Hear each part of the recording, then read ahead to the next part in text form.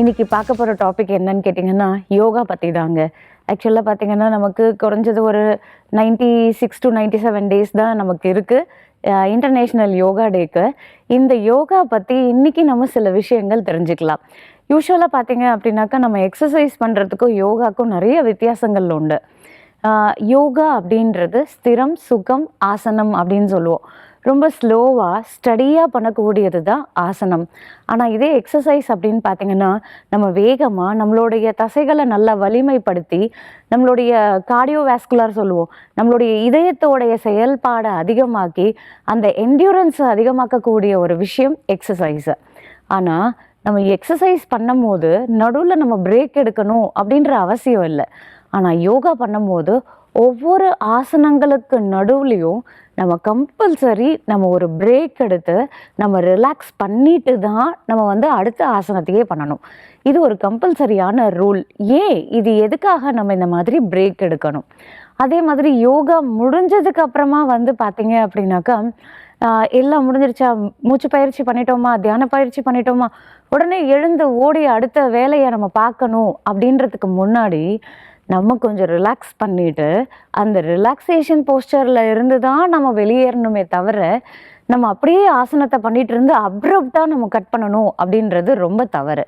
அப்போ ஏன் இந்த ஒரு 5 to 10 minutes ரிலாக்ஸேஷன்? ஒவ்வொரு ஆசனத்துக்கு நடுவுலையும் ஏன் இந்த ரிலாக்ஸேஷன்?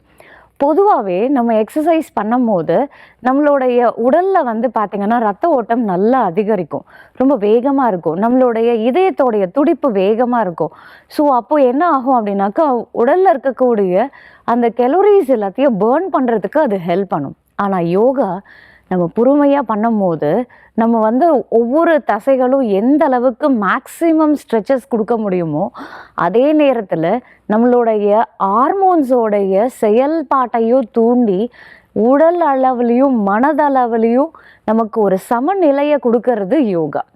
அதனால தான் நம்ம ரொம்ப ஸ்லோவாக அந்த ஸ்ட்ரெச்சஸோட ரிலாக்ஸேஷனோட நம்ம ஒவ்வொரு ஆசனத்தையும் நம்ம பண்ணுறோம். அது மட்டும் இல்லைங்க, நம்ம இந்த மாதிரி ஆசனங்கள் நம்ம பண்ணும் போது நம்மளுடைய நரம்புகளில் 2 விதமான நரம்புகள் இருக்குது. அதாவது sympathetic nervous system, parasympathetic nervous system அப்படின்னு சொல்லியிருக்கு. இதில் இந்த சிம்பத்தட்டிக் அப்படின்னா நம்மளுடைய பதட்ட நிலையிலேயே நம்மளை வச்சுருக்கோம். ஆங்ஸைட்டி, ஸ்ட்ரெஸ்ஸு இதெல்லாம் பார்த்திங்கன்னா ரொம்ப படப்படன்னு ஹார்ட் பீட் ரொம்ப ஃபாஸ்ட்டாக, பல்ஸ் எல்லாம் அதிகமாகவும், அதே நேரத்தில் வெப்பநிலை அதிகமாகவும், நமக்கு அதிகமாக வேர்க்கக்கூடியது இந்த எல்லாம் எக்ஸசைஸில் நமக்கு கிடைக்கும். ஆனால் இந்த யோகா நம்ம பண்ணும்போது நமக்கு அந்த பேராசிம்பத்தட்டிக் ஸ்டிமுலேஷனை தூண்டுவிக்கும். அதுவும் முக்கியமாக நம்ம இந்த மாதிரி ரிலாக்ஸேட்டிவ் ஆசனாஸ் அப்படின்னு இருக்குது. இப்போ படுத்தபடி நம்ம மல்லாந்து பண்ணும் போது நம்ம பண்ணுறது ஷவாசனம். நம்ம குப்புறப்படுத்திட்டு படுக்கிறது பேர் மக்ராசனம். உட்கார்ந்த நிலையில் நம்ம ரிலாக்ஸ் பண்ணிக்கலாம். அதே மாதிரி நின்ன நிலையிலையும் நம்ம ரிலாக்ஸ் பண்ணலாம். கால்களை அகத்தி நம்மளுடைய கைகளை உடலோடைய தள்ளி வச்சு நம்ம தலையை கம்ஃபர்டபுளான போஸ்டரில் இருந்து கண்களை மூடி நம்ம ஒரு ஃபியூ மினிட்ஸ் நம்ம ரிலாக்ஸ் பண்ணுறது, இது எல்லாமே ரிலாக்ஸேட்டிவ் ஆசனங்கள். அதே மாதிரி நம்ம எல்லா ஆசனமும் முடித்ததுக்கப்புறமா நமக்கு சில ரிலாக்ஸேட்டிவ் டெக்னிக்ஸ் இருக்குது. என்னன்னு கேட்டிங்கன்னா instant relaxation technique, deep relaxation technique, quick relaxation technique அப்படின்னு இருக்குது. யோக நித்ரா அப்படின்ற டெக்னிக் இருக்குது. இதே மாதிரி நம்ம பார்த்திங்க அப்படின்னாக்கா இது எல்லாமே ப்ரொக்ரெசிவ் மசில் ரிலாக்ஸேஷன் சொல்லுவாங்க. ஒவ்வொரு பகுதியாக நம்மளுடைய தசைகளையும் நம்ம மனதளவில் நம்ம அதில் கவனத்தை செலுத்தி நம்ம ரிலாக்ஸ் பண்ணிக்கிட்டே வரக்கூடியது. இந்த மாதிரி டெக்னிக்ஸ் எல்லாம் நம்ம ஆசனங்கள், பிராணாயாமம், தியானம், முதிரைகள் இதெல்லாம் முடித்ததுக்கப்புறம் நம்ம பண்ணும்போது நமக்கு அந்த பேராசிம்பத்தட்டிக் ஸ்டிமுலேஷன் கிடைக்கும். இந்த ரிலாக்ஸேஷன் நம்ம தரும்போது கம்ப்ளீட்டாக பாடி அப்படியே ரிலாக்ஸ் ஆகி நம்மளுடைய மைண்ட் காம் டவுன் ஆகுது. நம்மளுடைய ப்ரீதிங் பார்த்திங்கனாக்கா அப்படியே நமக்கு செட்டில் ஆகும். எப்பவுமே பார்த்திங்கன்னா longer your breath longer your life span. எந்த அளவுக்கு நம்மளுடைய சுவாசம் ஆழ்ந்து காணப்படுதோ அந்த அளவுக்கு நம்மளுடைய ஆயுள் அதிகங்க. ஒரு எக்ஸாம்பிள் சொல்கிறேன். நாயோடைய ஆயுள் பார்த்திங்க அப்படின்னாக்கா மேக்ஸிமம் ஒரு 10 to 12 வருஷம் இருக்கும். ஒரு நிமிஷத்துக்கு 100 தடவைக்கு மேலே அது சுவாசிக்கும். அதே ஆமையோடைய ஆயுள் பார்த்திங்க அப்படின்னாக்கா 350 வருஷத்துக்கும் மேலே இருக்கிறதா நிறைய ரிசர்ச் எல்லாம் சொல்கிறாங்க.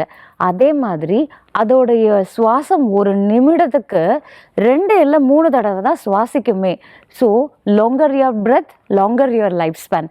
இதை நான் ஒவ்வொரு இடத்துலையும் இந்த ஸ்ட்ரெஸ் மேனேஜ்மெண்ட் கொடுக்கும்போது பேசும்போது நிறைய சார் எல்லாம் கேட்பாங்க, என்னன்னாக்கா, மேடம் நான் அப்படியே மூச்சை பிடிச்சிக்கிட்டே இருந்தேன்னா ப்ரீதிங் லாங்காக இருக்கும், அப்போ நான் என்னோடய ஆயுள் அதிகமாக இருக்குமா அப்படின்னு கேட்பாங்க. ஆக்சுவலாக அது அப்படி இல்லை. நம்ம எந்த அளவுக்கு நம்மளுடைய நெகட்டிவ் எமோஷன்ஸை கட் பண்ணுறோமோ அந்த அளவுக்கு நம்மளுடைய ப்ரீதிங் லாங்காக இருக்கும். அதே நேரத்தில் நம்மளுடைய மனதளவில் அந்த காம்னஸ் கிடச்ச நமக்கு ஒரு கம்ப்ளீட் ரிலாக்ஸேஷன். எண்ணங்கள் மட்டுமல்ல, நம்மளுடைய யோகா இயற்கை மருத்துவம், அதில் முக்கியமாக யோகா பார்த்தீங்க அப்படின்னாக்கா நம் வாழ்வியலை மாற்றும் வல்லமை கொண்டது. அந்த யோகாவை நம்ம பண்ணும்போது நம்ம மனசும் உடலும் இணையிறது தான் நம்மளுடைய வாழ்க்கையோடைய தத்துவமே. ஸோ அதை நம்ம யோகாவில் இந்த ரிலாக்ஸேஷனோடு பண்ணும்போது நம்மளுடைய physical health, mental health, spiritual health, emotional health, இது எல்லாத்தையும் பேலன்ஸ் பண்ணி ஒரு ஓவரால் ஹெல்த்தை கொடுக்கக்கூடியது யோகம். ஸோ இதில் உங்களுக்கு வேறு ஏதாவது டவுட் இருந்தால் நீங்கள் கண்டிப்பாக கமெண்ட் செஷனில் சொல்லுங்கள். நம்ம அடுத்தடுத்த வீடியோஸில் இந்த மாதிரி டாபிக்ஸை நம்ம கவர் பண்ணிக்கலாம். ஸோ இன்னும் இந்த மாதிரி நிறைய ஹெல்த் இன்ஃபர்மேஷனோட உங்களை அடுத்த வீடியோவில் சந்திக்கிறேன். நன்றி, வணக்கம்.